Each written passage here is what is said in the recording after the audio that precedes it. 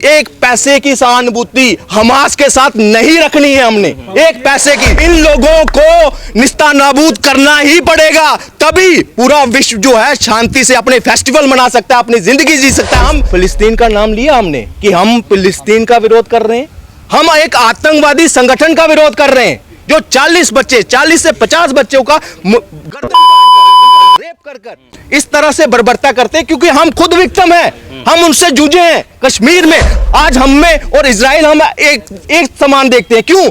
उन्होंने भी वही दर्द झेल रहे हैं जो हमने झेला था। भारत के सभी प्रधानमंत्री पंडित नेहरू से लेकर अटल बिहारी वाजपेयी तक जब फिलिस्तीन के साथ खड़े थे, तो अब आप लोग इजराइल के साथ क्यों खड़े हैं? अगर कल को भारत का युद्ध पाकिस्तान से हो गया तो आप लोग पाकिस्तान का भी सपोर्ट करोगे, कहोगे कि ये मेरे धर्म का है। नरेंद्र मोदी अगर रूस यूक्रेन का युद्ध रुकवा सकते हैं तो इजराइल और फिलिस्तीन का भी युद्ध क्यों नहीं रुकवा रहे हैं? क्यों रुकवाना है? ईरान समर्थन कर रहा है, पाकिस्तान समर्थन कर रहा है, समझ में आता है, लेकिन हिंदुस्तान के मुसलमान क्यों समर्थन कर रहे हैं, ये बात समझ में नहीं आता है। देश के कुछ जो कांग्रेस है या कुछ कथाकथित मौलाना है और भी जो है, वो लोग आज फिलिस्तीन के नाम पे हमास आतंकवादी संगठन का समर्थन कर रहे हैं। तो मैं ये कहना चाहूंगा, अगर कल को भारत का युद्ध पाकिस्तान से हो गया तो आप लोग पाकिस्तान का भी सपोर्ट करोगे, कहोगे कि ये मेरे धर्म का है। आप लोग हाफिज सईद का भी समर्थन करोगे, आतंकवादियों का भी समर्थन करोगे। बताइए कि अगर 71 में फिलिस्तीन आपके साथ था जी, तो फिर अटल बिहारी वाजपेयी क्यों फिलिस्तीन का समर्थन कर रहे हैं? देखिए, फिलिस्तीन उस समय एक देश था, उस पर किसी का कब्जा नहीं था हमास का। आज उस पर कब्जा हो चुका है हमास का, तो इसलिए हम हमास का सपोर्ट नहीं करेंगे, क्योंकि पूरे फिलिस्तीन के लोग भी चाहते हैं कि उन्हें आज़ादी मिले हमास से। वो खुद चाहते हैं कि उनको आज़ादी दिलाई जाए, लेकिन जो ईरान है, जितने भी मुस्लिम कंट्री हैं, वो आज एक आतंकवादी का सपोर्ट कर रहे हैं, हमास का। उसको हथियार भी दे रहे हैं, ना जाने कितने पैसे का सपोर्ट कर रहे हैं। इसलिए हम कहना चाहेंगे कि जितने भी 53 देश हैं इस्लामिक स्टेट, ये अपने धर्म के लिए हमेशा आगे आते हैं, चाहे वो आतंकवादी हो, चाहे बलात्कारी हो, चाहे दंगाई हो। ऐसे हमने देखा हिजबुल्लाह के केस में, ऐसे बगदादी के केस में, कोई भी केस आए, बस इनके धर्म का हो, ये धर्म के लिए सपोर्ट करेंगे। लेकिन कुछ देश में अब भी ऐसे लोग हैं जो मुसलमान हैं, वो आज भी मोदी के सपोर्ट में हैं और इजराइल के भी सपोर्ट में हैं। लेकिन ये मौलाना साहब हैं, ये मौलाना साहब को देखोगे आप, ये एक मुसलमान हैं, लेकिन मुसलमान होने के नाते भी आज ये इजराइल का सपोर्ट कर रहे हैं। तो ऐसे हम नहीं कह रहे, कुछ मौलाना है जो देश के खिलाफ जहर उगल रहे हैं। वो कह रहा हूं, हिंदू के लिए लड़ रहे हैं, हिंदुस्तान में हिंदुओं से लड़ रहे हैं, यूरोप में ईसाइयों से लड़ रहे हैं, म्यांमार में बौद्धों से लड़ रहे हैं, और आज यहूदियों से इजराइल में लड़ रहे हैं। मतलब सारे बौद्ध से लड़ रहे हो, सब धर्म गलत है, सिर्फ इस्लाम सही है। तो इसलिए इस्लाम के चाहने वालों, आप अपने धर्म के लिए अच्छा कर रहे हो, अच्छी बात है, लेकिन दूसरे जी, फिलिस्तीन पे इजराइल कब्जा किया है कि नहीं किया है? इजराइल कोई कब्जा नहीं किया। या जब इजराइल को खदेड़ा गया तो फिर क्या अटल बिहारी वाजपेयी को जो भाषण वायरल हो रहा है वो झूठ बोल रहे थे? देखिए, अटल बिहारी वाजपेयी ने जो बोला था उस समय के परिस्थितियों के हिसाब से बोला था, लेकिन आज की परिस्थिति क्या है, इसको आपको देखना पड़ेगा। इसका आंसर मैं देता हूँ। आप कह रहे हैं कब्जा किया, कब्जा कब करना था? जब आप खुद हारे हो ब्रिटिशर से।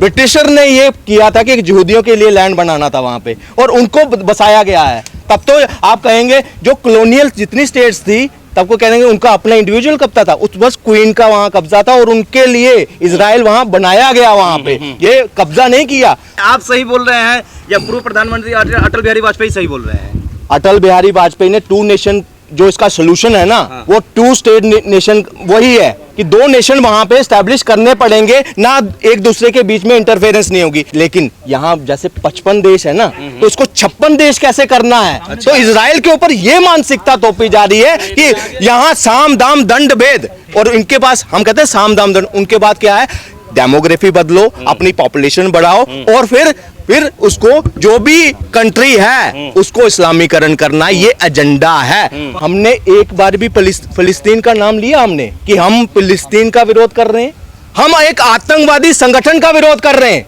जो 40 से 50 बच्चों का गर्दन काट कर, उनका रेप कर इस तरह से बर्बरता करते हैं, क्योंकि हम खुद विक्टिम हैं, हम उनसे जूझे हैं। कश्मीर में रेप कर हमारे आंखों के सामने ना, आज हम में और इजराइल हम एक समान देखते हैं, क्यों? उन्होंने भी वही दर्द झेल रहे हैं जो हमने झेला था, हम झेल रहे हैं आज के टाइम पर।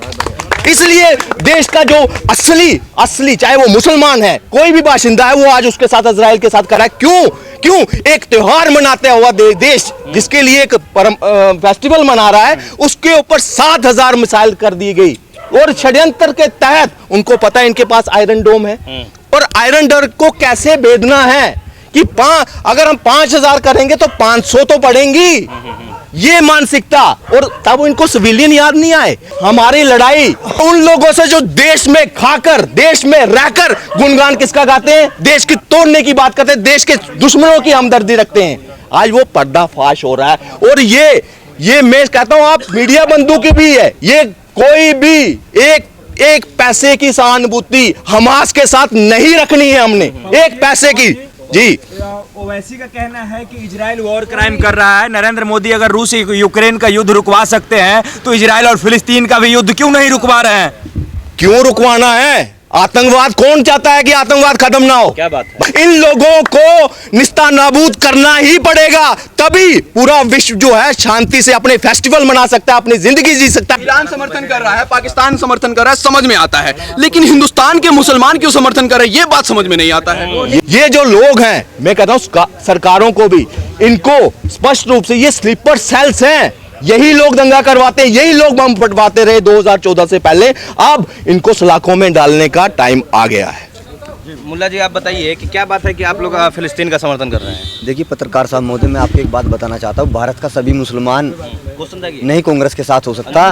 भारत का अंदर 40 करोड़ मुसलमान है, उसमें से 35 करोड़ मुसलमान नरेंद्र मोदी जी के साथ है। मैं 5% मुसलमान की बात नहीं करता, जैसे ओवैसी साहब हो गए, जैसे शाहरुख खान साहब हो गए, कुमाए गए यहाँ, हगे गए यहाँ, मुत्ते गए यहाँ और मदद करेंगे पाकिस्तान की, वही सोच ओवैसी साहब की है। तो 5% मुसलमान तो बोल रहा है कि मैं भारत और फिलिस्तीन का झंडा लगा कर घूम रहा हूँ।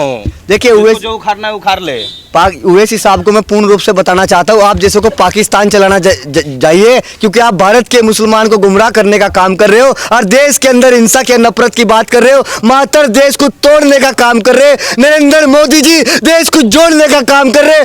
35 करोड़ मुसलमान को एकजुट होकर दिखाया, ये नरेंद्र मोदी जी की देन है। ये शाहरुख खान की जैसी सोच पे देश नहीं चलेगा। आ रहा है कि देश तोड़ने वाले पे कार्रवाई क्यों नहीं हो रही है, उस पे ऐसे क्यों नहीं लग रहा है? बिल्कुल करनी चाहिए। ओवैसी जैसे को जेल में डालना चाहिए, क्या पाकिस्तान भेज देना चाहिए, उसमें शाहरुख खान हो, ओवैसी साहब हो, और जो 5% मुसलमान उसके साथ में खड़े आतंकवाद के साथ, उन्हें पूर्ण रूप से उन पर सजा होनी चाहिए। उन लोगों को जेल में सख्त सख्त कार्रवाई करनी चाहिए। जो देश के लिए लड़ता है, जो देश का महापुरुष है, उसे क्या फांसी के तख्ते पर चढ़ा दिया जाता है? क्या उसको गोली मार दी जाती है? क्या उसको जेल में डाल दिया जाता है?